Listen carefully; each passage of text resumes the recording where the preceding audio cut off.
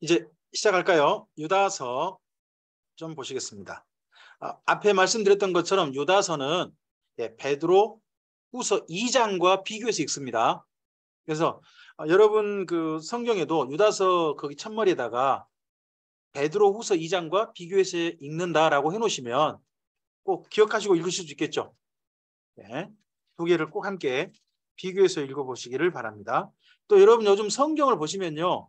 성경 그 구절 옆에다가 이 구절 참고하세요. 비교해서 읽어보세요라고 요즘 많이 써놓습니다. 그렇죠? 그잖아요. 근데 여기 유다서 거기 딱 구절 살펴보시면요. 베드로후서 2장 이야기 굉장히 많이 써 있을 겁니다. 베드로후서 2장이 충분히 보일 겁니다. 그래서 그렇게 비교해서 읽으시는 거고요. 그리고 1장 2절에 보이는 것처럼 더욱이란 단어가 어느 부분 전매 특허였죠?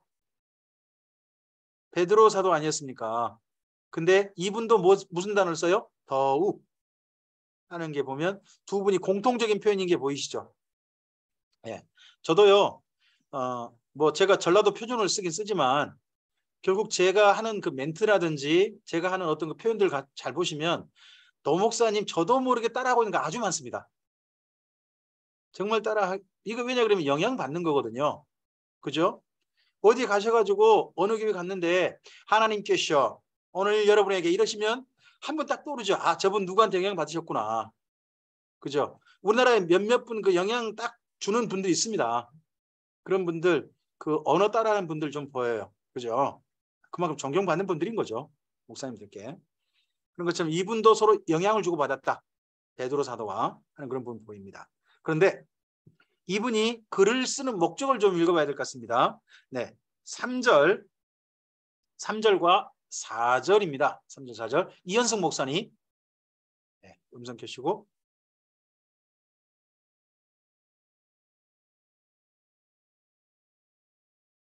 음성을 끄셨는데요. 네, 3절 4절요. 네. 하라는 자들아, 우리가 일반적으로 받은 구원에 관하여 내가 너에게 편지하려는 생각이 간절한 차에 성도에게 단번에 주신 믿음의 도를 위하여 힘써 싸우라는 편지로 너희를 권하여야 할 필요를 느꼈노니 이는 가만히 들어온 사람 몇이 있음이라. 그들은 옛적부터 이 판결을 받기로 미리 기록된 자니 경건하지 아니하여 우리 하나님의 은혜를 도리어 방탕한 것으로 바꾸고 홀로 하나이신 주제 곧 우리 주 예수 그리스도를 부인하는 자니라. 네. 이 내용으로 읽어봤을 때 우리가 한 가지 짐작해 볼 수 있는 게 있습니다. 네로 황제 그 기독교 박해 있지 않습니까? 로마 제국 박해로 인해 가지고요. 이단들이 없어지지 않았습니다. 여러분 코로나 저는요 맨 처음 우리나라 딱 시작할 때 있지 않습니까? 그때 코로나를 우리나라 퍼뜨린 주인공으로 대구에 신천지가 지목됐잖아요. 그죠? 전 그래서요. 우리나라 신천지가 타격을 입을 줄 알았습니다. 그로 인해서. 근데 조금 있다가 지금 현재 와보면요. 신천지는 타격을 입지 않고 그대로 있고요. 기독교만 사실 신천지가 더 못된 단체로 돼야 되는데 기독교가 더 못된 단체처럼 그 다음에 인식돼 버리게 된 것 같습니다. 참 이게 슬프더라고요. 시작을 잘했는데 왜 기독교가 그렇게 뒤를 망쳐놓습니까?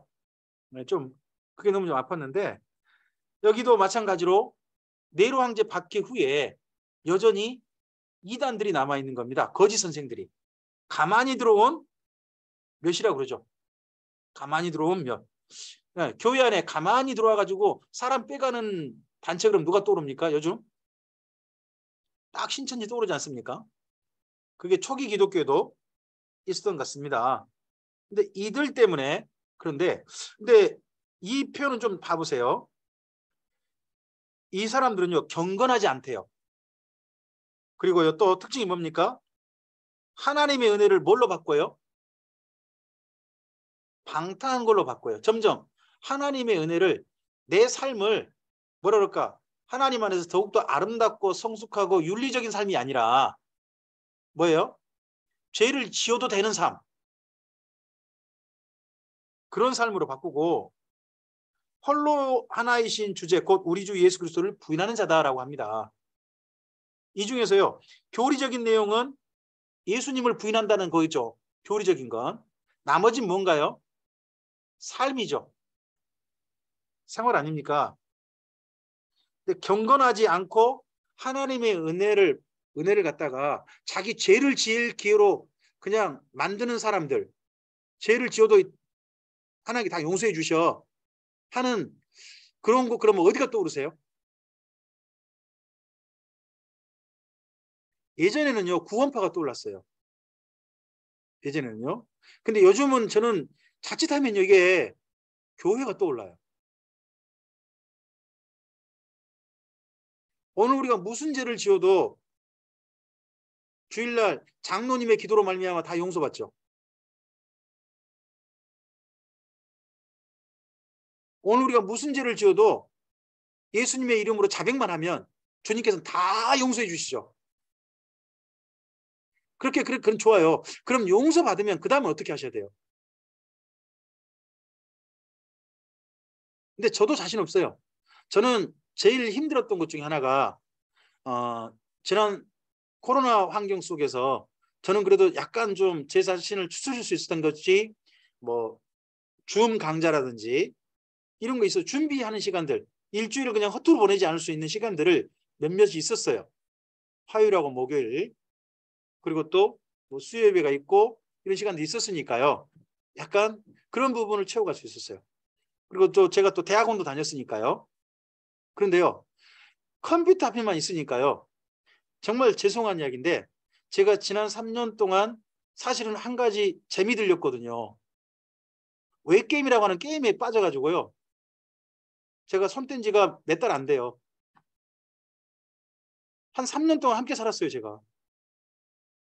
저도 모르게 그런 데 빠져가지고 쳐다보는 재미로 살고 있더라니까요, 어느새. 제 삶이.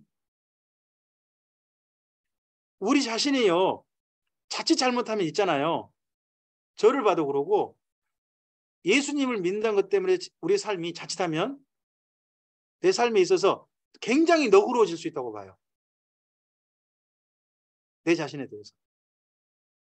좀 더 주님 안에서 아름답고 거룩하게 걸어가는 게 아니라 다른 사람한테는 아주 칼같이 잣대를 대는데 나를 향해서 아주 너그러운 예수님의 은혜로 모든 것이 다 허용되는 그런 사람 자칫 될 수 있다는 걸 저는 지난 3년 동안 제 자신을 보면서 확인했어요. 다시 한번 추스리고 삶으로 돌아오는데 쉽지 않았어요. 되도록이면 이런 방탕한 데서는 빠지지 않도록 우리가 좀 많이 좀 노력을 해야 됩니다. 2단보다 못하면 쓰겠습니까? 그죠? 옛날에는 2단이 이랬는데 요즘은 교회가 마치 이런 것 같다는 겁니다. 그죠?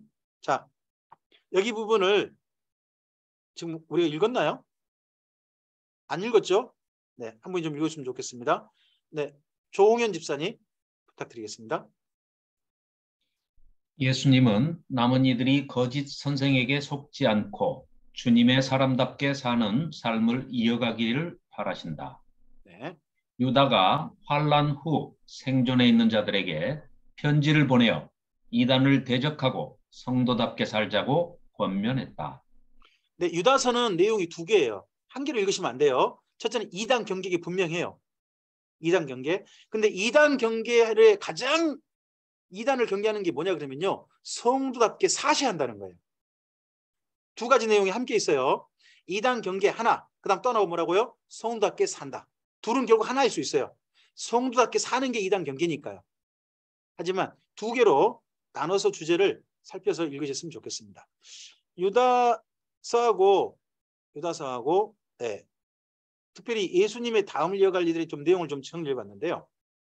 베드로후서 2장하고 좀 공감이 좀 많아요. 그리고 유다란 분은요, 예수님의 동생이거나 혹은 사도 유다로 봐요. 두 분 중 어느 분인지 지금도 의견이 좀 갈리고 있어요. 그리고 2단 경계가 거의 내용을 가득 채우고 있죠. 그러 봐서는 네로 황제 박해 이후에요. 그나마 생존한 교회들에게 2단 문제가 아주 심각했던 것 같아요. 그죠? 여러분, 이 코로나 이후에 있지 않습니까? 코로나 끝나고 난 다음에 저는 교회들이 이런 부분들을 좀 살펴봐야 한다, 기억해야 한다고 생각합니다. 코로나 이후에 교회들이 지금 성도고 떠난 상태에다가 그나마 남아있는 성도들이 이단들에게 미혹되거나 이단들에서 흔들릴 그럴 가능성이 좀 높다고 봅니다. 여기도 보십시오. 네로 황제 박해라 엄청난 고난 후에 교회가 지금 얼마나 문제가 심각했으면 그나마 생존한 유다가 이런 편지를 쓸 정도가 됐겠습니까? 그래서 교회마다 이럴 때 더 정신 차리고 진리를 바르게 배우고 하나님 안에서 삶을 똑바로 하는 그런 일들이 전 있어야 한다고 봅니다. 자, 그다음에 네 번째인데요. 이단을 이기는 확실한 방법은 바른 생활이라는 겁니다. 유다서 22절부터 23절을 보실까요? 22절과 23절입니다. 조희정 집사님. 어떤 의심하는 자들을 긍휼히 여기라. 또 어떤 자를 불에서 끌어내어 구원하라. 또 어떤 자를 그 육체로 더럽힌 옷까지도 미워하되 두려움으로 긍휼히 여기라. 네, 여기는 이단에 빠진 자를 좀 새롭게 하라는 좀 끝까지 돌보란 이야기 쪽이고요. 그 앞서를 읽으셔야 될 것 같습니다. 제가 20절과 21절이라고 해야 되는데 잘못 지금 표시한 것 같습니다. 조희정 집사님 다시 한번요. 20절과 21절 읽어주시겠습니까? 사랑하는 자들아, 너희는 너희의 지극히 거룩한 믿음 위에 자신을 세우며 성령으로 기도하며 하나님의 사랑 안에서 자신을 지키며 영생에 이르도록 우리 주 예수 그리스도의 긍휼을 기다리라. 네, 거기에 네 가지 부탁한 내용이 있죠. 20절과 21절을 표시해 가보시면 네 가지 부탁입니다. 그 네 가지 부탁을 1, 2, 3, 4 해가지고 기억하시면 유다 사도가 또는 예수님의 동생 유다가 평소의 삶을 하나님의 사람답게 살아가는 네 가지 생활 지침일 것 같습니다. 오늘을 사는 바른 지침. 이 부분들은 우리가 참고해 볼 만하고 따를 만한 모범이라고 생각합니다. 그래서 그 부분을 기억해 주셨으면 좋겠습니다. 네. 그럼 여기 유다서에서 말하는 거짓 선생은 누굴까요? 있는 표현들만 좀 모아봤어요. 네. 정동섭 전사님 한 개 한 개 좀 읽으시겠습니까? 네. 네. 경건치 않은 자, 색욕거리 만드는 자, 그리스도 부인하는 자, 꿈 깨지 못하는 자, 영광 회방하는 자, 가인의 후예들, 발람의 후예들, 고라의 후예들, 애찬의 암초 같은 자, 자기 몸만 위하는 목자, 물 없는 구름, 열매 없는 가을나무, 흑암 속 유리하는 별. 네. 좀 뭐 추상적인 표현들 말고 나머지 보면요. 대부분 다 거짓 선생들의 특징이 뭐냐 그러면요. 교리가 아니고 삶이에요. 여러분 현재 교회에 지금 현재 우리나라 교회들의 이단의 기준이 뭐냐 그러면요. 교리거든요. 교리를 가지고 이단을 정죄해요. 근데 이단 정죄 교리는 딱 하나예요. 예수님을 주님인데 부인하는 자예요. 그거 하나 교리고요. 나머지는 다 뭐냐 그러면요. 생활이에요. 근데요. 여기 유다서를 읽으면서 유다서 이런 삶을 보이는 교회 내 지도자라든지 그런 사람이 없어야 될 거 아니에요. 그죠? 근데 그런 사람이 교회 안에 있는가 없는가 살펴보다 보면 자칫하면 교회가 굉장히 많은 사람들을 이런 비싼 사람들을 허용하는 것 같거든요.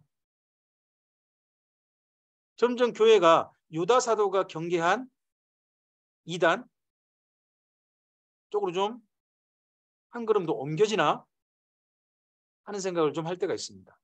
여러분 그중에 몇 군데는 좀 유다서에 대해서 좀 표시 좀 해보실까요? 유다서 좀 가보시죠. 네.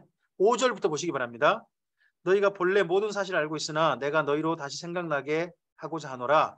주께서 백성을 애굽에서 구원하여 내시고 후에 믿지 아니한 자들을 멸하셨으며. 자, 여기 5절부터 7절까지 구약 성경에서 하나님께서 멸하신 세 가지 사건을 말합니다.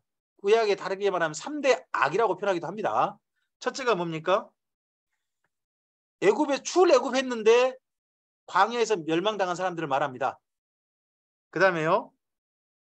6절입니다. 또 자기 지위를 지키지 아니하고 자기 소설을 떠난 천사들을 큰 날의 심판까지 영원한 결박으로 흑암에 가두셨다. 하나님의 천사로 탄생받았는데 세상에 천사의 지위를 버린 귀신이 된 영적 존재들이 있다는 거죠. 그 다음에요. 소돔과 고모라와 그 이웃 도시들로 그들과 같은 행동으로 음란하여 다른 육체를 따라가다가 영원한 불의 형벌을 받음으로 거울이 되었다 하는 7절 말씀은 소돔과 고모라 사건이죠. 그래서 여기 5절부터 7절까지는 구약의 3대 악의 사건입니다. 3대 악의 사건이고요. 그런데 이런 사람들처럼 8절 보시면 그러한데 꿈꾸는 이 사람들도 특징이 뭐라고요? 꿈꾼대요. 이 사람들이 자기 삶을 이 거짓 선생들이 자기 삶을 살아가는 중요한 지침이 뭐예요? 꿈이에요.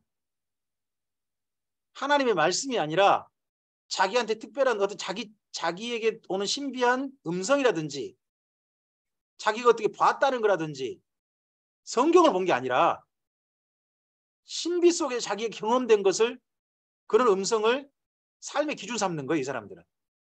꿈꾸는 자들인데요. 그와 같이 육체를 더럽히며 권위를 업신여기며 영광을 해방한도다. 이런 사람들이니까요. 교회 내 말씀 전하는 자들을 업신여기고요. 하나님의 모든 권위와 이런 것들을 당연히 자기가 더 신비하다. 자기가 더 훨씬 권위가 있다. 교회 내에서 이렇게 주장한 사람들이 될 수밖에 없습니다. 천사장 미가엘이 모세의 시체에 관하여 마귀와 다투어 변론할 때 감히 비방하는 판결을 내리지 못하고 다만 말하되 주께서 너를 꾸짖으시기를 원하노라 하였거늘 이 사람들은 무엇이든지 그 알지 못하는 것을 비방하는다.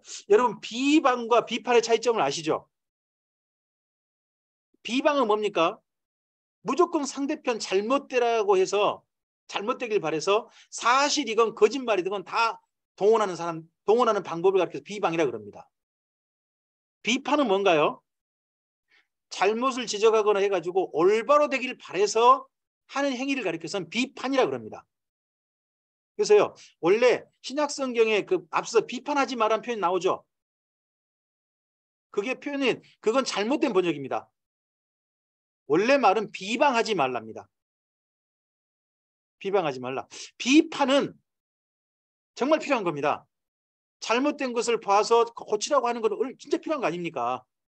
그렇죠? 근데 비판과 비방은 전혀 다른 거다 하는 건 좀 이해하시고 보셔야 됩니다. 네, 이 사람 이렇게 비방해가지고요. 자, 그들이 누구와 같으냐? 11절부터요.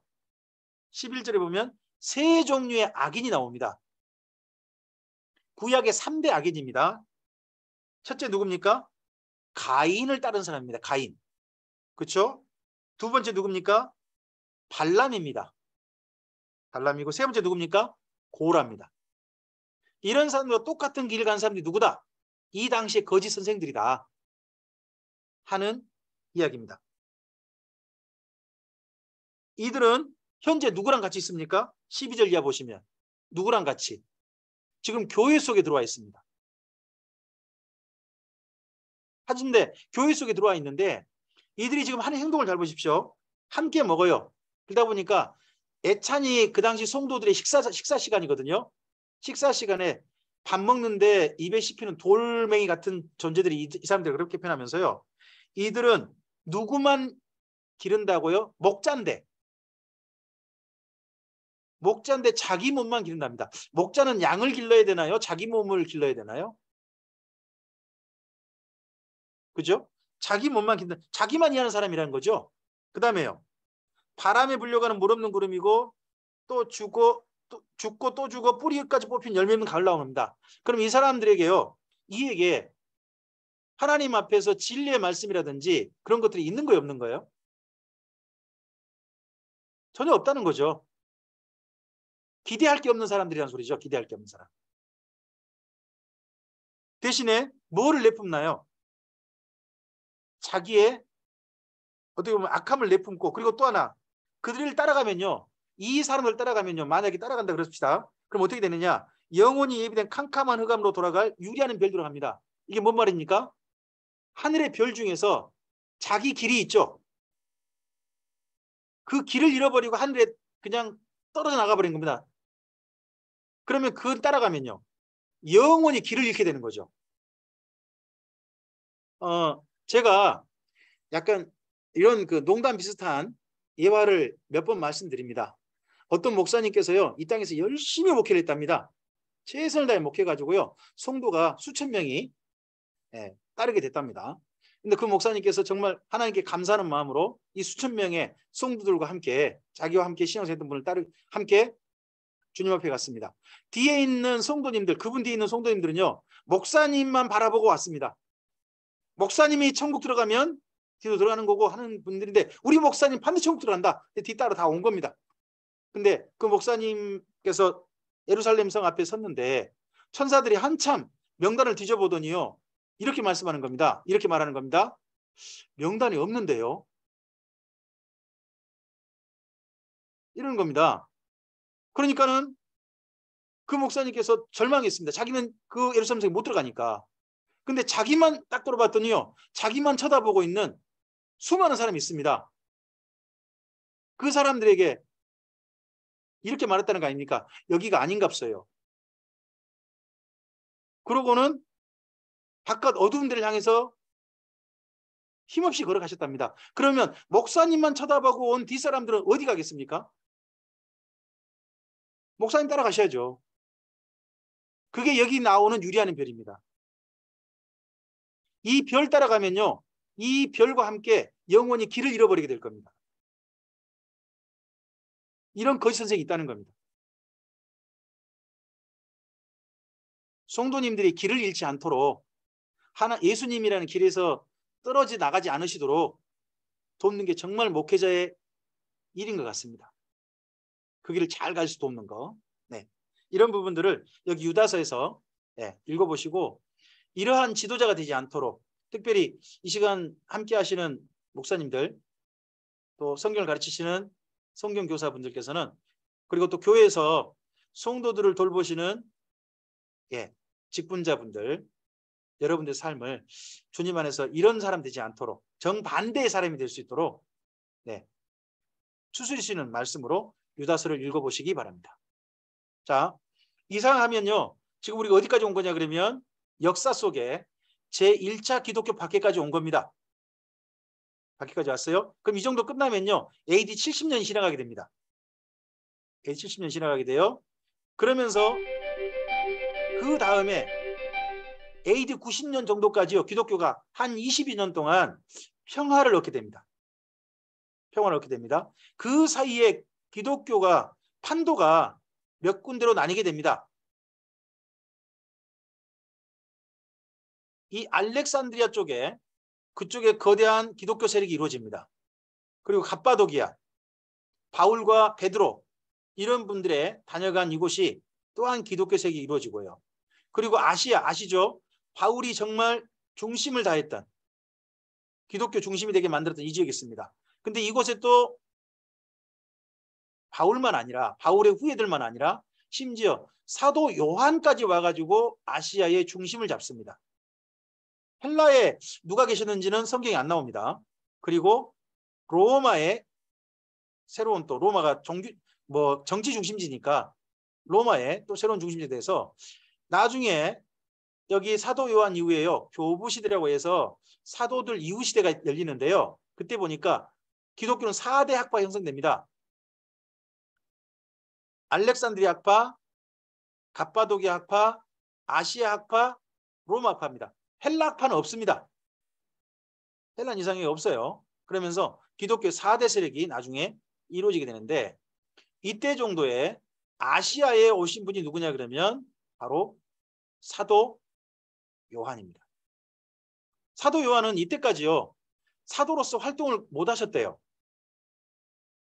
이때까지만 해도. 왜냐 그러면 예수님께서요, 요한복음 끝에 보시면 십자가에 달리시면서 사도 요한에게 부탁하신 일이 하나 있죠. 뭘 부탁하냐 그러면요, 예수님의 어머니를 부탁하죠. 보라 내 어머니라. 그러면서 그 내용이 어떻게 됐나요? 그때부터 그 제자가 그 어머니를 모신이라고 돼 있어요. 보시냐. 그래서 사도 요한이 마리아가 이 세상을 떠날 때까지 끝까지 책임지고 돌봤다고 합니다. 사도 요한이. 예수님이 동생들한테 돌보라 그렇지 사도 요한한테 돌보라고 해가지고 사도 요한이 그때까지 그랬다는 거죠. 그래서 뭐 제가 그런 글은 읽어본 적이 없어요. 그래서 노 목사님께서 어느 글을 참고하시는지 그런 얘기를 하시더라고요. 저도 한번 여러분 혹시나 그런 자료 있으면 공유 좀 해주세요. 그때 사도 요한이 다른 사도들은 다 순교하고 일하는데 자기 혼자 그렇게 예수님의 어머니만 돌보고 아무 일도 못하니까 우울증 걸렸다는 이야기를 굉장히 우울해하셨다는 그런 이야기가 이거 어디서 나온 이야기인지 저 궁금해요. 혹시 그런 자료 주변에 보시면 저한테 좀 공유 좀 해주세요. 저도 확인 좀 하고 그런 이야기 좀 하고 싶어요. 일단 분명한 건 뭐냐 그러면 사도 요한은 AD 90년에 갑자기 나타났지 그 전에 안 나타났다는 겁니다. 그 전에 있지 않아요. 기독교 교회사에 갑자기 사라져버려요. 그리고 그때 등장합니다. 그래서 사도 요한이 마지막으로 교회를 돌보는 시간들이 AD 70년에서 AD 90년 그리고 AD 100년 그때 정도로 됩니다. 이때 정도의 큰 사건 바로 기독교 2차 박해입니다. AD 90년에. 이 사건의 중심에 또 누가 있냐 그러면 아시아에 사도 요한이 있었습니다. 그러할 때 마지막 끝까지 교회를 책임졌던 돌보셨던 사도 요한의 이야기, 사도 요한이 남긴 편지 그 부분이 오늘 마지막으로 이제 오늘부터 내일까지 우리가 마지막으로 볼 사도 요한의 서신들입니다. 자, 사도 요한이 나타날 때 이 세 가지를 좀 보셔야 됩니다. 주변 보시면 첫째는 기독교가 2차 박해를 당했습니다. AD 90년에 도미티아누스 황제에 의한 기독교 2차 박해인데요. 이때는 잘 보시면 앞서서 혹시 기억나십니까? 네로 황제 1차 박해 때는 그 로마 제국이 박해한 적이 엄청 넓었죠. 많았죠. 그런데요. 2차 박해는 딱 두 곳입니다. 로마하고 아시아만 박해받았습니다. 헬라라든지 갈라디아라든지 갑바도게라든지 뭐 이집트 그쪽 없었습니다. 오직 어디에만? 아시아 지역하고요. 로마만 핍박이 있었습니다. 이제 그걸 여러분 요한계시록 때 꼭 기억하셔야 됩니다. 왜요? 요한계시록에 등장하는 그 교회도 있죠. 당시 핍박받고 있던 지역인 아시아에 있는 교회만 언급한 겁니다. 다른 지역은 아예 없어요. 그 옆에 헬라도 아니고요.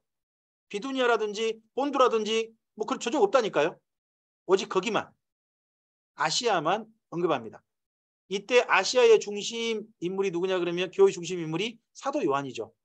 사도 요한이 1차로 반모섬에 유배된 것 때문에 쓰여진 성경이 바로 요한계시록인 거죠. 그리고 앞서서 우리 지금 뭐 보시냐 그러면 여러분 베드로후서 2장 그리고 유다서에서 세상에 그 엄청난 네로 황제 박해 후에 생존한 교회가 이제 생존하고 났을 때 제일 지금 힘든 문제가 뭐가 된 거예요? 이단 문제. 거짓 선생의 문제였단 말이에요. 그 거짓 선생이 바로 뭐냐 그러면 영지주의예요. 그래서 교회 내부에서부터 신앙 변질이 심각한 문제가 됐어요. 이들을 가리켜서 니골라당이라고 합니다. 대표적으로 니골라당이라고 하고요. 헬라 철학이 기독교에 혼합된 겁니다. 그리고 기독교가 4대 학파로 나뉘게 됐습니다. 아시아, 로마, 알렉산드리아 학파, 갑바도기아 학파 이런 학파로 네 학파로 나뉘게 돼서 지역이 분할되고요. 지역 간에 교류가 없습니다. 잘. 교류가 없게 되어져요. 그러면서 뭐라 그럴까요? 한쪽에서만 계속 이야기하게 됩니다. 여러분 지금 현재 우리나라가 교단이 많죠. 교단이 많은 게 좋은 점도 있는데요. 교단이 많은 것의 가장 안 좋은 점이 뭔지 아십니까? 그건요. 교단 내 신학으로 마치 꼭 우물한 개구리 같은 신학이 곳곳에 존재한다는 겁니다. 서로 간에 신학이 교류가 되어지고 서로 간에 생각이 교류되어지고 하는 것들이 좀 많아야 되는데 내가 본 것만 말자 해가지고 한쪽으로만 계속 판다는 겁니다. 이게 우리나라에 모르겠습니다. 앞으로 좋은 점이 될지 안 좋은 점이 될지. 그걸 좀 벗어나고자 해서 교회 연합운동 이런 게 있긴 합니다만은 그 교단 신학은 그렇게 되게 상당히 좀 어려운 부분이 있는 것 같습니다. 근데 이때도 그런 겁니다. 더더구나 그럴 때요. 지금처럼 목회자가 많은 시대가 아닙니다. 목회자가 별로 없어요. 그러다 보니까 더더구나 한 부녀가 자기 가정의 신앙생활을 책임진다든지 이런 식의 교회가 엄청 많았습니다. 그러다 보니까 각 교회마다 지도하는 일들 이런 게 정말 필요하게 됐다는 겁니다. 자, 그럴 때 쓰인 성경이 어디라고요? 요한복음, 요한 1, 2, 3, 4라는 겁니다. 요한복음과 요한일서는요. 마치 꼭 에베소서 골로새서처럼 생각하시면 됩니다. 짝꿍이라 생각하시면 됩니다. 아마도 요한복음하고 요한일서는요. 요한일서는 순회 전도자라는 분들이 지역교회를 방문할 때 가져갔던 공통 가르침의 내용일 겁니다. 먼저 예수님에 대한 가르침이 필요하죠. 그게 요한복음이 되고요. 그럼 예수 믿는 사람은 어떻게 살아야 되는데요? 하는 내용이 요한일서가 됩니다. 일서가 되고요. 이 편지를 가져간 분들이 지역에 가면 그 이단 거짓 선생이 아니라 이분은 정말 교회가 인정하는 그런 분이다라는 증명이 돼야 되겠죠. 처음 오는 분일 텐데 증명이 필요할 거 아닙니까? 그때 보내는 게 요한 2서하고 3서가 됩니다. 이걸 가리켜서 추천서라고 합니다. 지역교회 순회 전도자를 추천해 준 겁니다. 이분은 사도 요한과 아시아에 있는 에베소 교회가 보낸 분이니까 안심하고 영접하시고 이분을 통해서 가르침 받으십시오 하고 보내는 편지가 요한 2서하고 3서로 생각하시면 됩니다. 이런 내용으로 여러분께서 여기 요한 서신들을 전체적으로 읽어보시면 될 것 같습니다. 5권을요. 그 중에서 이 부분들을 전체적으로 보면요. 요한 서신은 한 가지 주제로 통일됩니다. 그게 뭐냐 그러면 사랑입니다. 사랑. 제목만 한 분이 좀 읽어주실까요? 예, 정동섭 춘사님. 예, 요한 1서요. 사랑의 교리, 요한복음이요. 사랑의 모범, 요한 2, 3서요. 사랑의 실천, 예, 요한계시록이요. 사랑의 나라, 네, 요한 서신은 한 주제로 통일될 수 있다고 봅니다. 그 주제가 사랑입니다. 사랑입니다. 그래서 5권을 읽으실 때 사도 요한이 말하는 사랑 그런 부분으로 한번 전체 내용을 살펴보시기 바랍니다. 제가 오늘은 그 남은 시간에 요한복음을 소개하고자 하거든요. 요한복음에도 어떤 부분에 강조점을 둬서 제가 말씀드리겠습니까? 사랑의 모범이신 예수님을 얘기할 겁니다. 사랑의 모범이신 예수님 그 부분들을 말씀드릴 겁니다. 사도 요한이 어떤 분인지 몇 가지 좀 정리를 좀 해가 보죠. 네, 정성남 목사님. 네. 1번 읽으실까요? 제목만요. 첫 제자. 네. 여러분 예수님의 수제자는 누군가요? 예수님의 수제자 그럼 베드로 우리 그렇게 되지 않습니까?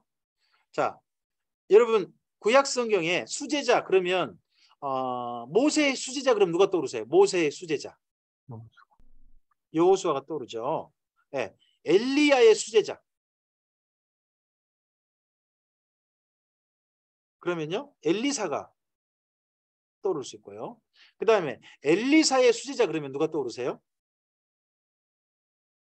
게하시가 있을 수 있습니다. 근데 그 사람 특징들은 뭐죠? 게하시 그러니까 갑자기 분위기가 싸해지네요. 수제자로 인정 안 하시는 모양인데 수제자입니다. 엘리사의 수제자 맞아요. 비록 딴길 같지만. 이 사람들의 특징이 뭐냐 그러면요. 그 선생님 옆에서 가장 지근거리에서 개인 비서 역할을 했다는 겁니다. 가장 지근거리에서 개인 비서 역할. 그래서 그 개인 비서 역할을 구약 성경 표현에 따르면 발에 물 붓는 자라는 표현을 씁니다.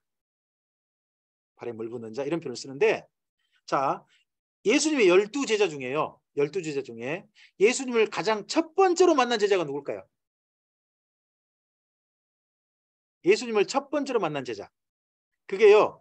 마태, 마가, 누가복음을 읽어보면요. 마치 베드로 사도가 가장 먼저 만난 것처럼 되어 있습니다. 그런데요. 요한복음 1장을 가보면요. 예수님께서 제자들을 만난 사건이 가버나움이 아니랍니다. 세례 요한이 세례 베풀던 곳에서 제자들을 처음 만났답니다. 그 중에서 처음 만난 사람이 누구냐? 한 사람은 안드레, 한 사람 이름을 안 밝히고 있습니다. 안 밝힌 그 사람이 누구냐? 아무리 봐도 요한복음을 쓰신 분입니다. 그러면 예수님을 첫 번째 만난 분이 누가 되는 겁니까? 요한복음에서는 베드로가 아니라 요한이 되는 겁니다. 그런데다가 예수님 옆에서요, 개인 비서 역할을 하고 있는 사람이 누굴까요? 12제자 중에. 회계 맡은 사람은 잘 알죠? 음성 켜셨잖아요. 이고미 목사님 이야기 한번 해보세요. 회계 맡은 사람. 가룟 유다. 네, 아이고 힘든 가운데서 말씀해 주셔서 감사합니다. 가롯 유다죠. 그런 것처럼요. 예수님 바로 옆에 개인 비서 역할을 한 걸로 보이는 부분이 요한복음 보면 보입니다. 여러분 다른 제자는 본 적도 없는 예수님과 그리고 그 당시 율법 선생의 특별한 만남, 니고데모의 만남을 오직 한 분만 봤죠. 누가 봤습니까? 이 글 쓴 분입니다. 그리고 다른 제자들은 사마리아 한 마을에서 마을에 전부 다 음식 구하러 갔죠. 근데 한 여인과 예수님의 만남을 그 옆에서 지켜본 분 한 분 있죠. 다 음식 구하러 가는데 한 분은 안 가고 예수님 옆에 있는 겁니다. 그분이 사도 요한이죠. 사도 요한이죠. 그리고 예수님께서 가나 혼인잔치 가시잖아요. 가나 혼인잔치에 다른 제자들로 갔다고 돼 있는데 가나 혼인잔치에 실질적으로 수행했던 사람이 누구 같습니까? 아무리 봐도 사도 요한 같습니다. 그래서 그런 부분을 놓고 보면요. 사도 요한은 자기가 예수님의 진짜 계승자다. 사역을 진짜 이어받은 자다 하는 그런 자부심이 약간 있어 보입니다. 이런 부분들은 나중에 천국 가가지고 사도 요한에게 한번 물어봐야 될 것 같습니다. 요한 사도께서 글을 쓴 걸로 읽어보면 첫째 제자라는 그런 자부심이 있으신 것 같은데 그런 자부심이 있다고 읽었는데 제가 옳게 읽은 겁니까? 하고 좀 여쭤봐야 될 부분일 것 같습니다. 그 다음에요. 2번 제목 읽으실까요? 어부.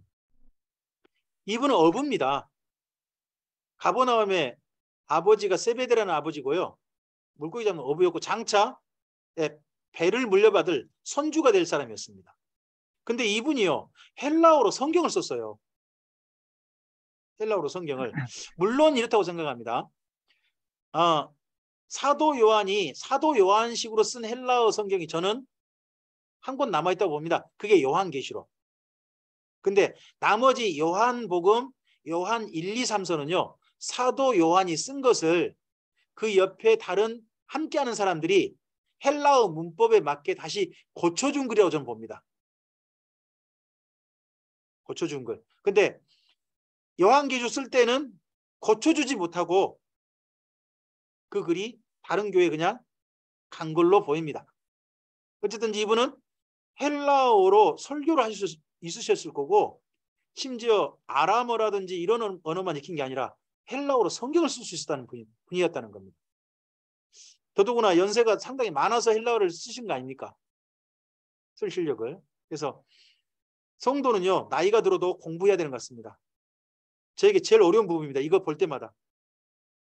저에게 자꾸 이런 생각이 드는 것 같습니다.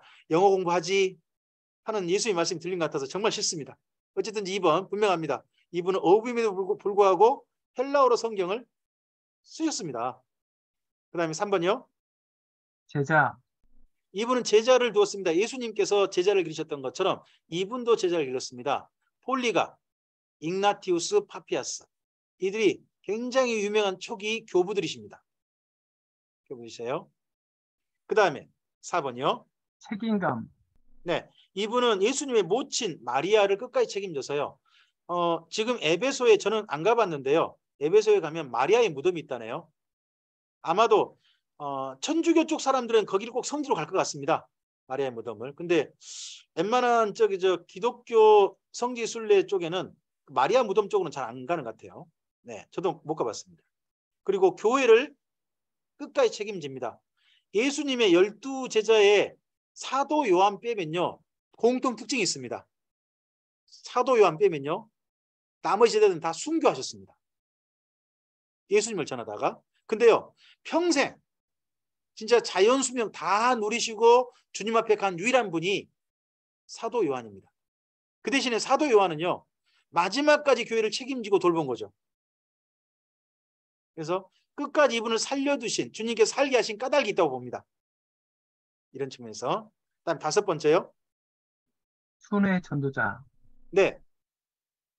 이분은요. 지금 우리가 성경을 볼 때 요한 2서 3서를 보면 방문하겠다는 얘기를 합니다. 방문하겠다.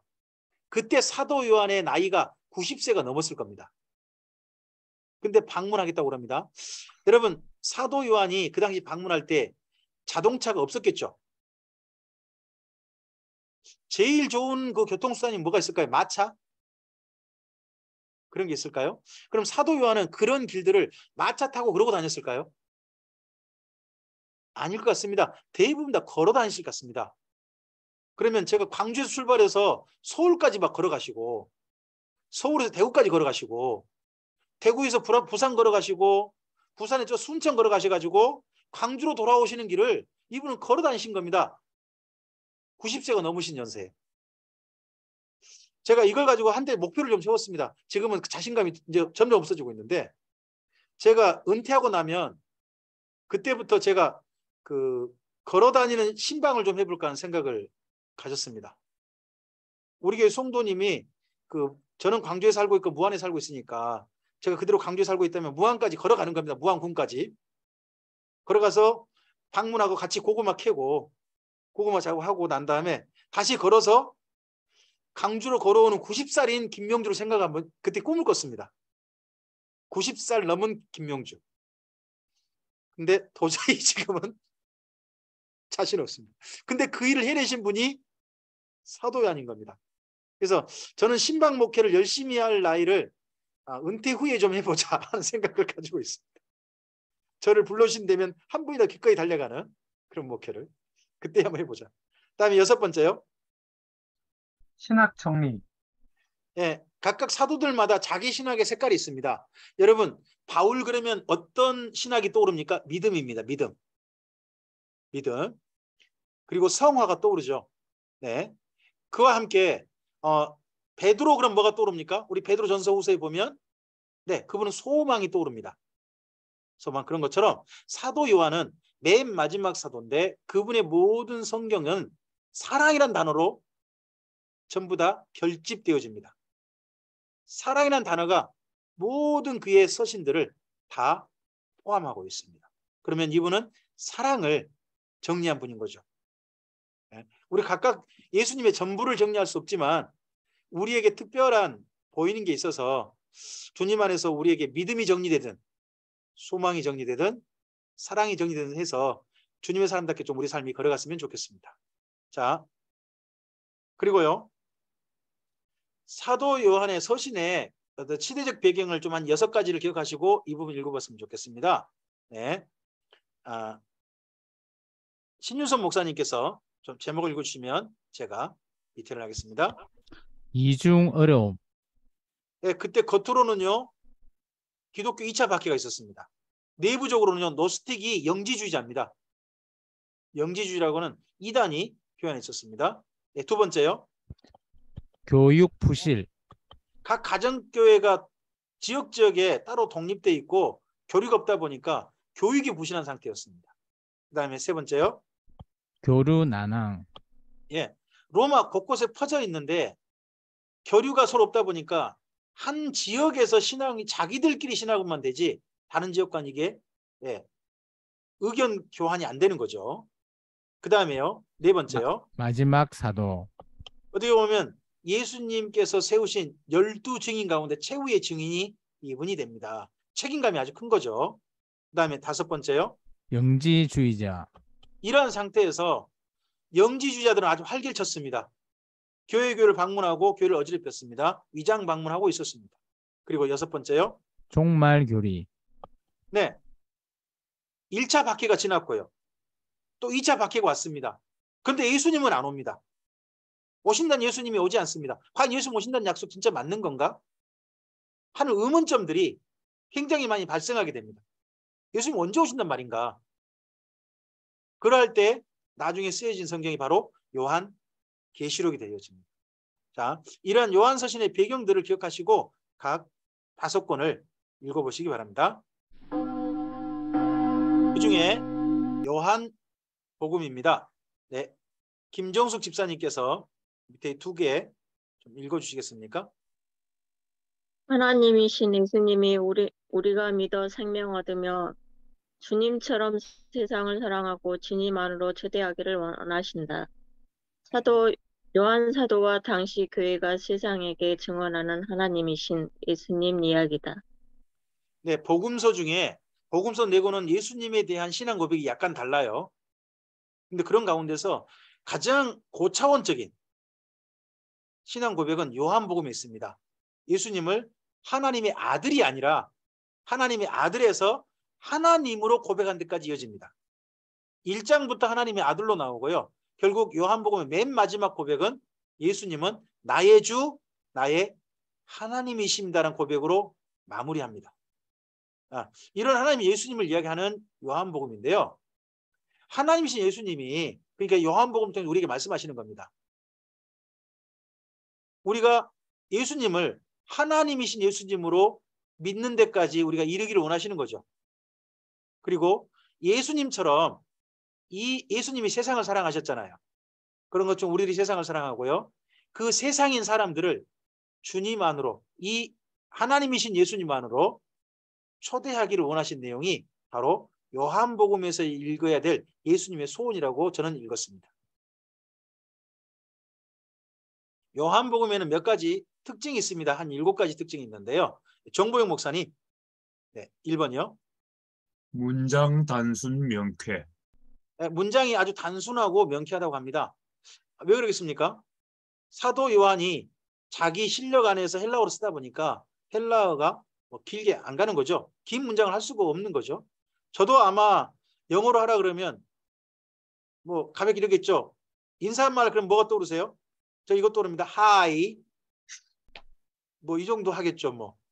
뭐 제가 또 다른 말이 많이 떠오르겠습니까? 헤어질 때 뭐라고 하겠습니까? 뭐 바이, 굿나잇, 뭐 이런 정도. 뭐 또 다음에 see you tomorrow, 뭐 이런 정도. 제게 힘든 단어가 그 정도밖에 없습니다. 그런 것처럼 사도 요한도 자기 실력 안에서 글을 구성하다 보니까 그 비교적 문장이 단순하다는 겁니다. 그래서 영어 공부할 때 제일 좋은 성경이 여기 요한복음이라고 합니다. 네. 그다음에 2번째요. 하나님 예수 고백. 네, 이 부분을 말씀드렸습니다. 3번째요. 믿음에서 사랑으로. 이게 요한복음입니다.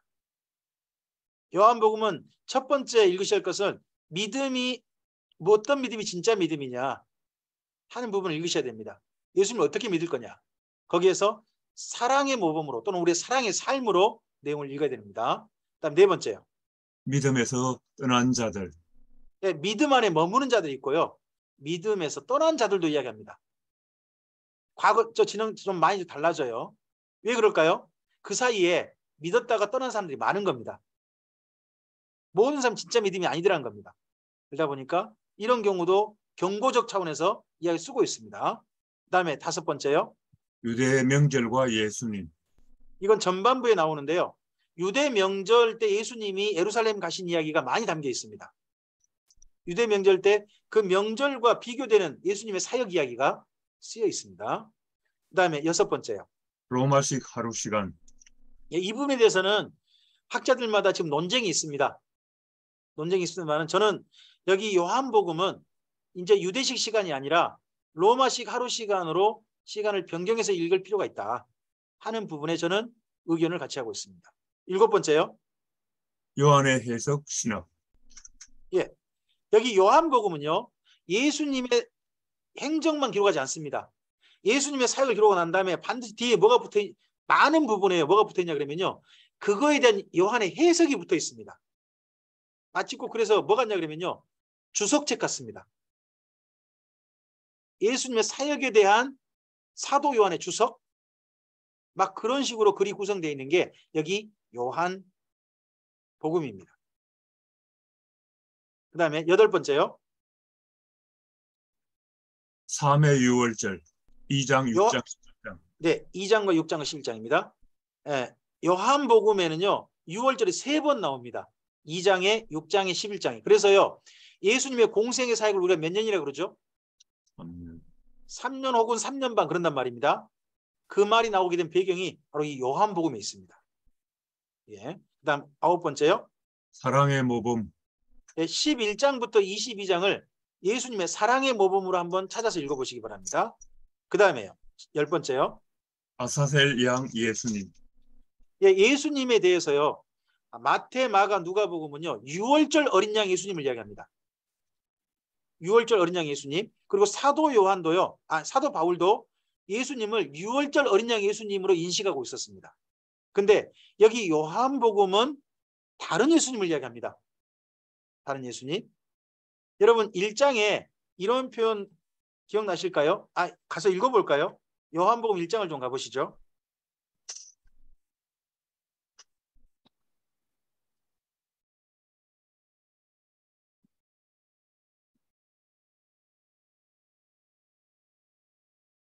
요한복음 1장 29절을 좀 보시겠습니까? 1장 29절 이남교 목사님.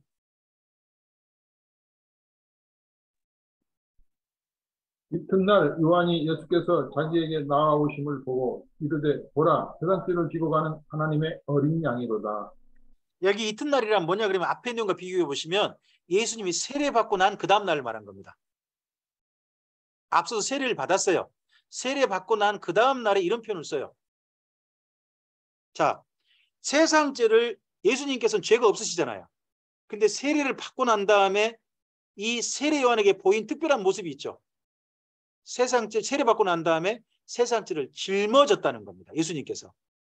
이 모습이 구약 성경 뭐가 떠오릅니까? 바로 아사셀 양입니다. 대속죄일에 이스라엘 민족의 모든 죄를 어깨에 짊어지고 들판에 내보내지는 광야로 내보내지는 양이 있죠. 염소가 있죠. 네, 거기에 대한 표현이 여기서 보입니다. 그래서 예수님은 왜 세례를 받았느냐? 세상죄를 짊어지고 가서 죽기 위해서 세례를 받으신 겁니다. 그 표현이 여기 요한복음인 거고요. 그러면 예수님이 이렇게 세상죄를 짊어지고 가다가 마지막 죽으실 때가 언제죠? 십자가 사건이죠. 십자가 사건. 십자가 사건에서 예수님이 죽으시면서 뭐라고 마지막에 뭐라고 하시죠? 다 이루었다라고 하죠. 거기에 다 이루었다는 말이 테텔레스타인데요. 그 말은요. 다 갚았다. 값을 다 치루었다. 대속하였다 그런 뜻입니다. 이때 짊어지셔서 십자가 죽으심까지. 그러면 예수님의 공생의 기간이 뭐예요? 아사셀 양의 기간인 겁니다. 그런 이야기로 요한복음은 또 새로운 관점으로 대속죄일과 관련해 가지고 예수님 이야기를 쓰고 있는 게 보입니다. 자, 그 다음에요. 11번째요. 네, 정보영 목사님. 우리의 증은. 여러분 요한복음 읽다 보면 가끔씩 가다가 요한일서와 같은요. 우리란 단어가 등장합니다. 우리. 요한복음 1장에도 우리란 단어가 등장하고요. 그리고 21장 24절을 가보시겠습니까? 화성덕 목사님.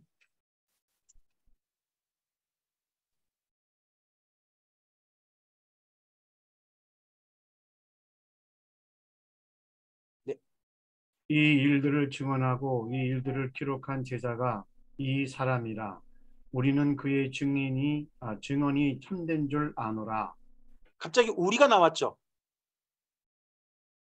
저는 이 우리란 분들이 바로 요한복음을 헬라어 문법에 맞게 고쳐 써준 그분들을 저는 생각합니다.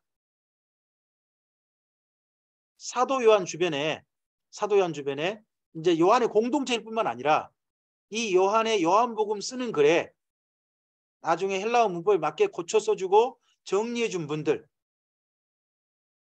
이분들이 아예 나중에 요한 1서에는 우리로 등장해요. 우리. 그래서 요한 1서에서 가장 많이 나온 단어는요. 사랑이 아니에요. 요한 1서에서 가장 많이 나온 단어는 우리입니다. 그래서 이 우리란 단어가 1장에서 찾아보시고요. 방금 보신 여기 21장 24절 여기를 꼭 기억해 놓으시기 바랍니다. 그리고 뒷부분 있지 않습니까? 우리는 그의 증언이 참된 줄 아노라 할 때 그 우리 있지 않습니까? 기억하셔야 됩니다. 그 우리 속에 글 읽는 여러분도 들어가신 우리여야 한다는 겁니다. 요한복음 읽고 난 다음에 요한복음 읽은 우리들이 뭐라고 증언해야 돼요? 이 요한복음의 증언은 참된 줄 압니다. 저도. 이게 돼야 되는 겁니다. 근데 저도라고 하지 말고 뭐라고 해야 돼요? 우리도. 그래서 우리의 증언이 점점점 지난 2000년 동안 쌓여온 거죠. 그게 요한복음입니다. 네, 그 다음입니다. 12번째요. 수종드는 자 요한.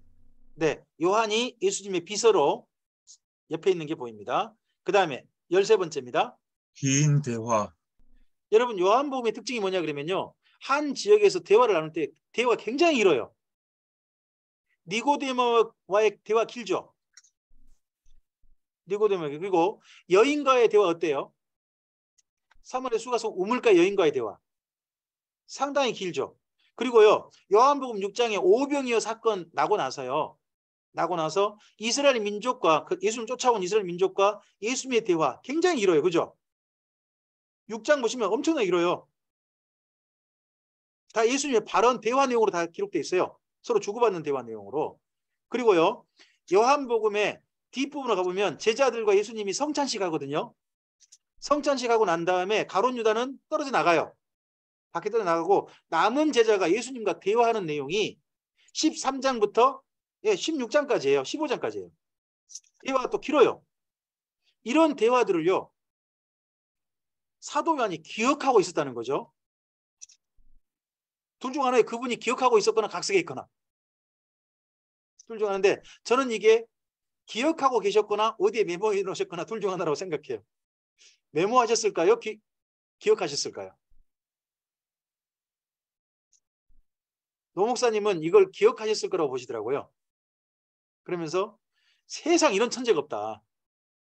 여러분 제가 이제 나이가 50대 중반이 됐는데요. 제가 사도 요한이 20대 정도 20대 초반에 예수님 만났을 걸로 봐요. 예수님과 함께 했을 걸로 10대일 거라고 보기도 해요. 10대일 거라고 보기도 하는데 그때 여러분 10대 20대 그때 나눴던 이야기 어떤 장면 대화 내용을 지금 50대 넘으신 분들 기억하고 계신 분들 있으세요?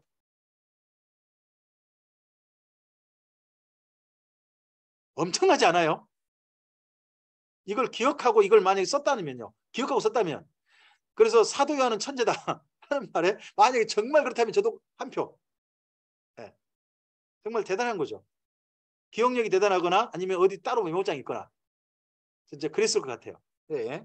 그런 내용이 긴 대화 내용이 여기 요한복음에 있다는 거 한번 좀 곳곳에 한번 살펴보시면 보일 겁니다. 그 다음에요. 14번째입니다. 네, 목사님. 선별 기록. 네. 지금 요한복음 21장이니까요. 20장 바로 가보실까요? 20장 맨 끝에죠. 30절과 31절입니다. 네. 다시 돌아가야 되겠네요. 조홍현 집사님.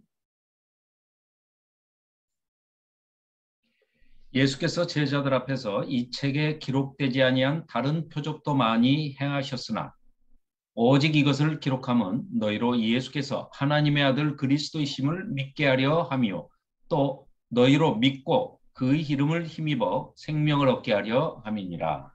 여기 요한복음의 기록 방법하고요. 비교되는 성경 한 권이 있어요. 그게 누가복음이에요. 누가복음은요. 누가가 수집한 모든 내용들, 들은 모든 내용을 적고자 해요. 모든 내용을 적고자 합니다. 근데 여기 요한은 어떻게 합니까? 요한은요. 자기가 알고 있는 이야기 굉장히 많대요. 예수님 이야기가. 근데 그중에 다 쓴 게 아니라 어쨌다고요? 골라 썼대요.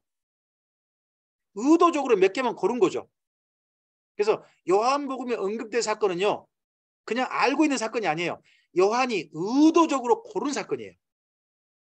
목적을 가지고. 어떤 목적인가요? 바로 거기 31절이에요.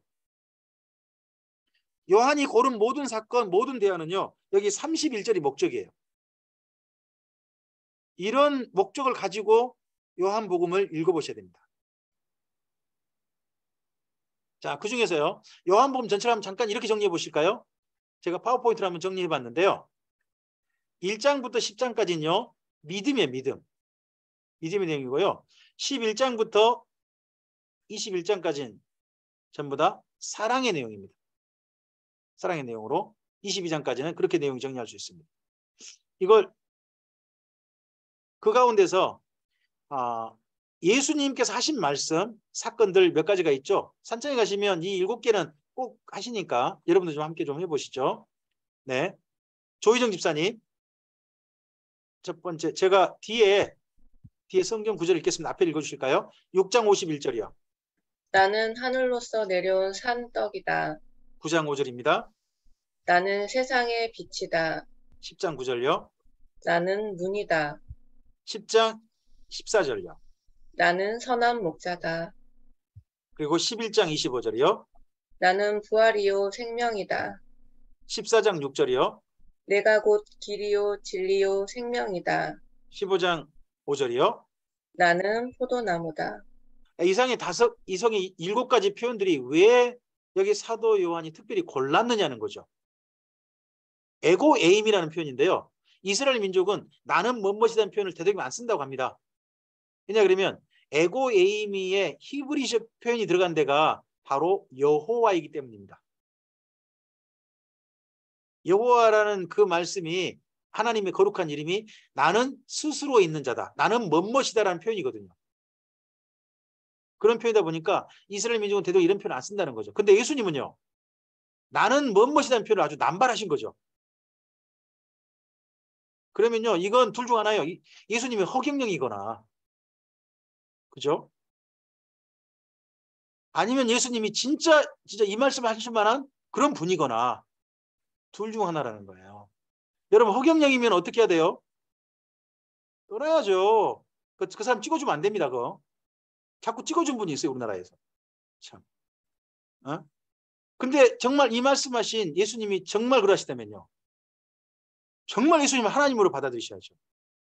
하나님만이 쓸 수 있는 표현을 이렇게 쓰는 분. 이분이 하나님이시니까.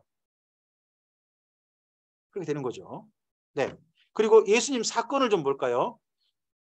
요한이 고른 사건이 있습니다. 예. 정동섭 전사님. 예, 뒤에를 읽으실까요? 2장 1절부터 12절이요. 물을 포도주로 만드시다. 4장 43절에서 54절입니다. 왕의 신하의 아들을 원격 치료하시다. 네. 왕의 신하의 아들이 한 3일 만에 난 걸 확인하죠. 오는 거리, 가는 거리. 3일 만이었습니다. 그래가지고 나은 씨가 물어보죠. 그랬더니 예수님께서 말씀하신 바로 그때 나왔다는 걸 알고 왕의 신하의 가족이 예수님을 믿었다 하는 내용이 있죠. 그 다음에 5장 1절부터 9절입니다. 베데스다의 38년 병자를 고치시다. 베데스다 연못은요.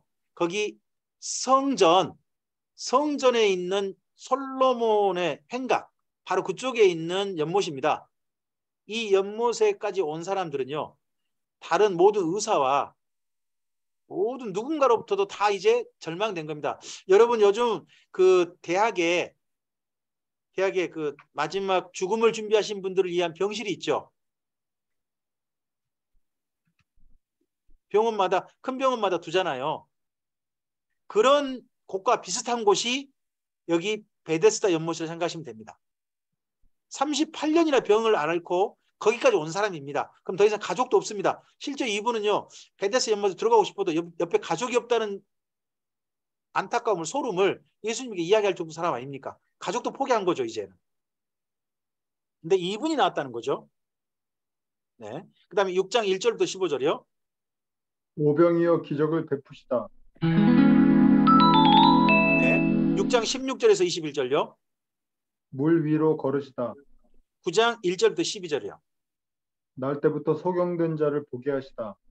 네. 11장 1절부터 44절입니다. 죽은 지 나흘 된 나사로를 살리시다. 네. 여기도 잘 보시면 요한복음에요. 7가지 사건은 11장까지만 있습니다. 그리고 그 다음은 뭔가요? 그 다음은 이적이 없어요. 그 다음은 뭐가 이적인가요? 예수님께 십자가에 죽으신 사건이 엄청난 이적인 겁니다. 예수님께서 부활하신 사건이 이적인 겁니다. 그래서 여기 구조로 보면 마치 꼭 뭐가 보이냐 그러면 마가복음 비슷해 보입니다. 앞에 예수님 사건이 있고 뒤는 예수님 십자가만 바라볼 수 있도록 그 사건으로 내용 전체 구성되어 있습니다. 여러분 요한복음 방금 우리가 20장 3절 31절 읽었지 않습니까? 사도 요한이 알고 있는 사건 중에 일부러 그분이 고른 사건입니다. 이 모든 사건은 다 무엇을 위한 겁니까? 예수님이 하나님이시라는 것을 알려주는 사건입니다. 이런 사건을 일으킨 분이 누구겠냐는 거죠. 하나님이시기에 가능한 거 아니겠느냐 하는 게 사도 요한의 반문인 겁니다. 이런 질문에 아멘 하는 분들이 예수님을 하나님으로 뵙겠죠. 2장부터 6장은요. 2장 6장에 보면 여기가 유월절과 예수님 사역입니다. 읽어보시면 유월절과 관련되어져요. 여기 사이가. 그리고 7장부터 10장 21절 사이는요. 초막절입니다. 초막절. 초막절 관련되어집니다. 그리고 10장 22절 42절은요. 수전절입니다. 그래서 여기 요한복음에서 유월절 관련되고 초막절 관련되고 수전절 관련되니까 여기 유월절에는 어떤 일을 해야 되지? 구약성경 잘 읽어보시고 그리고 초막절에 어떤 일을 해야 되지? 잘 읽어보시고 수전절에는 어떤 일이 있어야 되지? 이를 한번 찾아보시고 하셔가지고 여기하고 예수님 사역을 비교를 해보세요. 그러면 여기가 구약과 관련되어진 예수님 사역으로 연결된 게 보일 겁니다. 네. 예수님을 믿었다 떠난 사람도 있습니다. 떠난 사람들. 네. 이국규 장로님 여기 앞에만 좀 읽으실까요? 네. 첫 유월절에 행하신 표적. 이거 표적을 본 사람들이 맨 처음 믿었다고 합니다. 근데 그들이 떠납니다. 믿던 사람이 떠나버려요. 그 다음에요. 오병이어. 오병이어를 예수님이 일으키니까요. 예수님을 왕으로 삼고자 수많은 사람이 쫓아옵니다. 근데 그 사람들이 떠났다고 나옵니다. 666 같죠? 네. 그 다음에요. 초막절 가르침. 초막절 가르침할 때 많은 사람이 예수님을 믿었답니다.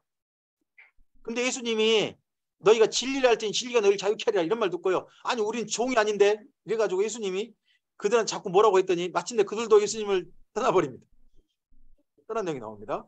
그 다음에 또요. 음행 현장 여인 만남 후. 많은 사람들이 예수님 믿었는데 이들도 떠나버립니다. 다 떠납니다. 그리고요. 나사로 소생 사건. 나사로가요. 죽은 지 4일 만에 다시 살지 않습니까? 그때 많이 믿었다 나옵니다. 근데 그 사람들도 떠났답니다. 떠나는 원인들이 각각 나와요. 이런 성경도 한번 찾아서 읽어보시기 바랍니다. 여러분 이 땅에 감사합니다. 이 땅에 핑계 없는 무덤 없죠. 우리가 주님을 떠나는 거에 대해서 수많은 사람들이 이유가 있어 보입니다. 그렇죠? 근데요. 정반대로요. 그럼에도 불구하고 주님 안에 머물러 있는 우리들도 이유가 있지 않나요? 우리는 좀 그런 이유가 있었으면 좋겠습니다. 내가 주님 안에 그래도 머무는 이유. 그래도 내가 주님 안에 오늘 서는 이유. 내가 그래도 주님을 오늘도 믿고 주님을 따르는 이유. 이것이 우리에게 분명했으면 좋겠습니다. 그리고요. 정반대로 이와 비교되는 요한복음에서 보이는요. 믿은 사람들이 나옵니다. 믿은 사람들. 네. 신유서 목사님 첫 번째요.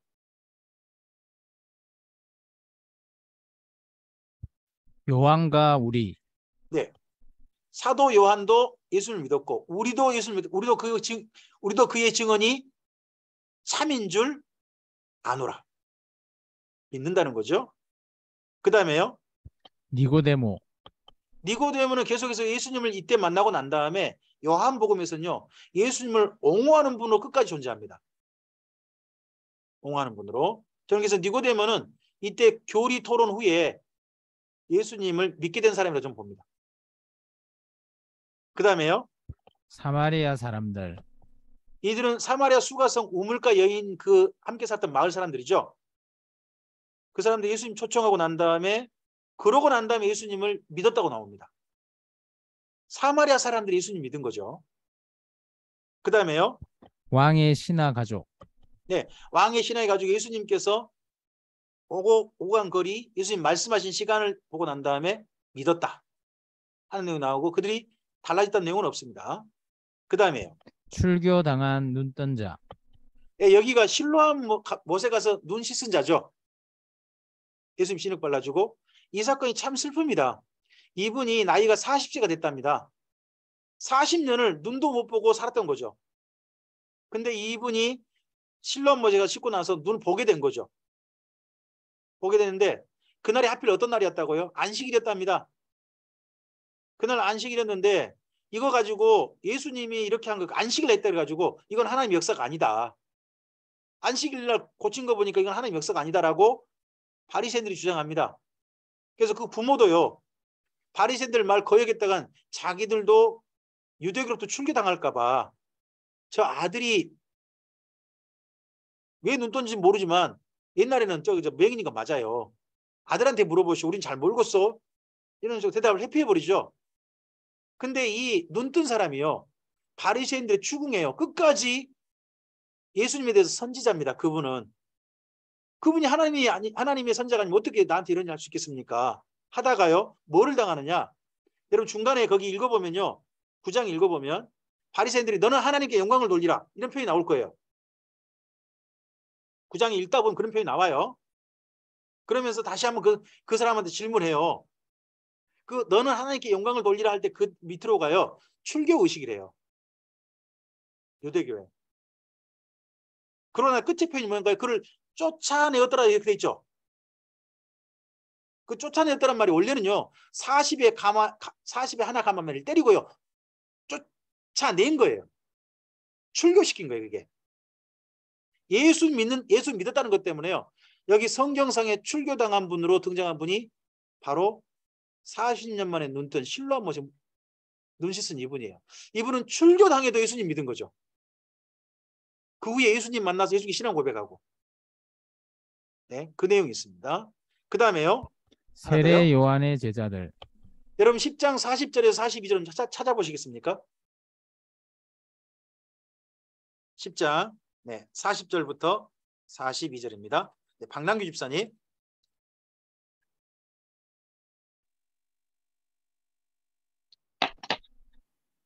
다시 요단강 저편 요한이 처음으로 세례 베풀던 곳에 가사 거기 거하시니 많은 사람이 왔다가 말하되 요한은 아무 표적도 행하지 아니하였으나 요한이 이 사람을 가리켜 말한 것은 다 참이라 하더라. 그리하여 거기서 많은 사람이 예수를 믿으니라. 네, 여기 세례 요한이 사역했던 이곳이 어디냐면 베단이에요. 요단강 베단이거든요. 예루살렘 베단이 아니에요. 똑같은 이름의 베단인 거 봐서는 요단강가에 아마도 한센시 병 환자촌, 나병 환자촌 같은 곳이었나 봐요. 근데 거기에 세례 요한이 세례를 줬기 때문에 세례 요한을 따랐던 사람들이 많이 있었던 거예요. 근데 그들이 갔는데 예수님이 이미 세례 요한 죽었는데 그런 사람들이 예수님을 믿은 거죠. 더더구나 많이. 그래서 이분들은 예수님을 진실하게 믿은 사람으로 여기에 소개되고 있습니다. 결국 그래서 믿음은 두 가지 같습니다. 믿다가 주님을 떠나버리는 어떤 사람이 있는 겁니다. 하지만 믿고서 끝까지 진실하게 믿은 사람도 있는 겁니다. 그러면서 오늘 우리에게 이제 이야기하고 있는 겁니다. 요한복음 질문하고 있는 거예요. 당신의 믿음은 믿다가 떠날 겁니까? 아니면 당신은 끝까지 주님을 붙잡고 믿으실 겁니까? 라고 질문하는 거죠. 자, 그리고요. 예수님께서 자기 사람들을 끝까지 사랑하셨다고 돼 있죠. 여러분 13장 1절을 좀 가볼까요? 13장 1절입니다. 정보영 목사님. 6월절 전에 예수께서 자기가 세상을 떠나 아버지께로 돌아가실 때가 이런 줄 아시고 세상에 있는 자기 사람들을 사랑하시되 끝까지 사랑하시니라.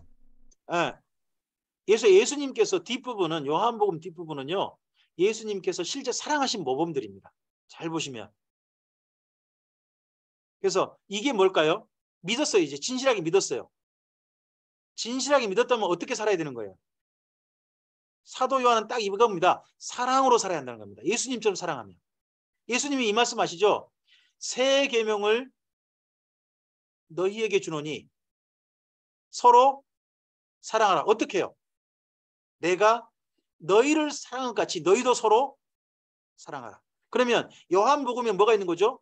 예수님께서 너희를 사랑하신 실제 모범이 있는 거예요. 그 모범을 살펴보고 우리도 그러한 예수님처럼 사랑하는 게 요한복음 뒷부분인 거죠. 자, 한 분이 좀 읽어주실까요? 네, 화성동 목사님. 11장이요. 옆에요. 네. 사랑하는 자를 목숨 걸고 찾아감. 네. 나사로가 죽었다는 소식이 들렸죠. 근데 이때요. 예수님이 갔다간요. 자칫하면 거기 목숨이 위험하다 하는 걸 제자들이 알고 있었죠. 도마가 뭐라고 합니까? 끝까지 가겠다 그러니까 주님과 함께 죽으러 가자. 이런 표현 여기 있잖아요. 죽음의 위기가 있다 할지라도 믿는 사람들, 내가 진짜 사랑하는 사람 거기 있다면 가겠다 하는 내용이 11장에 있습니다. 그 다음에 12장요. 믿는 자를 위해 하나를 미리 대신. 네, 이 믿는 자가 누구냐? 이방인입니다. 예수님께 이방인 몇 사람이 찾아왔습니다. 헬라인 몇 사람. 그들을 보고 예수님께서 뭐라고 하시냐? 한 알의 밀이 썩지 않냐면 한 알 그대로 있을 것이고 썩으면 많은 열매를 맺으실 것이다 하고 예수님 자신을 한 알의 밀로 소개합니다. 여러분 혹시 한 알의 밀 대신에 마태복음에는 뭐라고 표현했는지 혹시 기억나십니까? 마태복음은 겨자씨 한 알로 예수님을 표현하셨습니다. 마태복음은. 근데 여기는 한 알의 밀, 좀 더 크죠?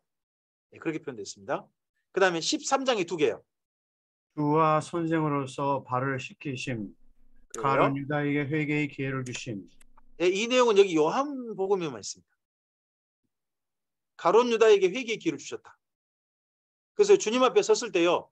어떤 사람도 핑계치 못할 것이다라고 저는 생각을 갖습니다. 언제 주님이 저를 만났는데요. 언제 저한테 기회를 주셨는데요. 거기 가보면 기회를 다 무시하고 기회를 다 거절하는 사람들이 그런 것들이 다 보일 겁니다. 우리도 그래서요. 이 땅 가운데서요. 저는 두 가지를 해야 한다고 생각합니다. 첫째는 예수님을 믿으십시다라는 예수님을 만납시다라고 하는 초청도 해야 되지만요. 우리가 예수님의 이름으로 이웃을 사랑하는 일을 최선을 다해야 한다고 봅니다. 교회가 최선을 다해 사랑하는 것이 결국 주님께 초대하는 것이 되지 않습니까? 그런 초대받은 사람들이 주님 앞에 섰을 때 유구무원이 되겠죠. 또는 그런 초대받은 사람들이 정말 주님의 그 사랑에 반응했던 사람들이 할렐루야 하고 주님 앞에 서든지요. 네. 그 다음에 13장에서 16장입니다. 자기 사람을 끝까지 사랑하시다. 위에 13장부터 16장이요. 제자들과 대화하심. 13장을 한번 가보시겠습니까?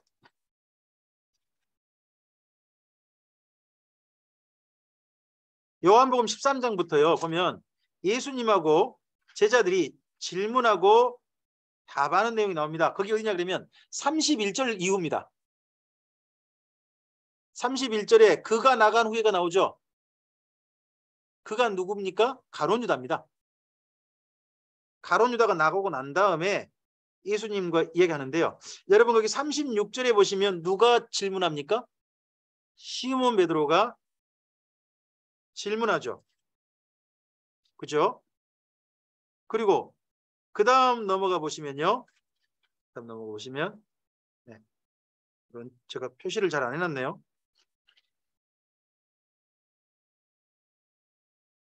시몬 베드로 그리고 14장 네, 5절이요. 거기 9절, 8절이요. 8절 보시면 누가 또 대화에 참여합니까? 빌립이란 분이 참여하죠. 이런 식으로 그 다음에 22절 가보시면요. 가룟이 아닌 유다가 대화에 참여한 게 보일 겁니다. 그런가요? 그래서 이런 식으로 16장까지 읽어보시면 예수님께서 그 감람산에 겟세마네 동산에 기도하러 가시기 전에 성찬식 이후에 제자들과 마지막 대화했던 내용이 여기 기록되어 있습니다. 그리고 17장은 그런 제자들을 위해서 예수님이 마지막으로 기도하신 내용이 17장이 있죠. 그러고 나서 겟세마네 동산에 갔다라고 여기 요한복음은 기록하고 있는 겁니다. 그래서 제자들을 위하여 사랑하니까 대화하셨다는 겁니다. 대화하셨다. 그 다음에 17장입니다. 대제사장으로서 기도하심. 네. 그 다음에 18장 19장요. 아사셀 양으로서 죽으심. 네. 이러한 내용들이 예수님의 사랑의 모범입니다. 그러면서 마지막으로 하신 질문이 뭡니까? 요한복음에 나타나는 예수님의 마지막 질문. 그게 요한의 아들 시몬아 내가 나를 믿느냐가 아니라 내가 나를 사랑하느냐. 이미 믿고 주님을 믿고 주님을 따르는 사람들에게 주님께서 하신 질문은 그건 같습니다. 너 나 믿지가 아니라 나는 너를 믿는다. 근데 너 나 사랑하지? 라는 질문을 계속 하신 것 같습니다. 이제는 이미 주님을 믿는 사람이라면 저 주님 사랑합니다라는 고백을 하고 그런 사랑하는 사람으로서 주께서 맡기신 일을 감당해가는 게 네, 여기 요한복음에서 우리에게 요구하는 삶인 것 같습니다. 네, 오늘 여기까지 할까요? 네, 오늘 요한복음까지 보셨습니다. 내일 이제 남은 그 요한 1, 2, 3서 그리고 요한계시록까지 가면 신약성경 전체가 우리 일단 좀 살피게 됩니다. 성경을 많이 읽어오셨습니다. 지금 읽어야 할 성경책이 많이 숙제로 쌓였는지도 모르겠네요. 그렇지만 끝까지 잘 읽어보시고 다음 주까지 잘 읽어보셔서 되도록이면 꼭 일도 해보시기 바랍니다. 네, 잠시 기도하겠습니다. 오늘 기도를 어느 분이 해주기로 하셨는가요? 제가 하겠습니다. 네, 이금희 장로님. 네, 기도하겠습니다. 성경을 바로 알도록 강좌를 허락하신 하나님 아버지께 감사드립니다. 성경을 바로 배워 우리의 삶 속에서 선을 행하고 하나님 나라의 소망을 두고 언제나 승리하며 사는 저희들이 되게 도와주시옵소서. 이제 성경 강좌도 막바지에 이르렀습니다. 모든 사람이 유종의 미를 거두어 성경을 바로 알고 바로 전하며 생활 속에서 하나님의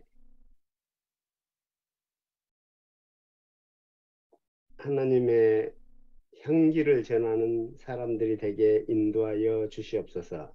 아멘. 같이 성경 강좌에 참여한 사람들이 오는 27일 모임을 갖고자 계획하고 있습니다.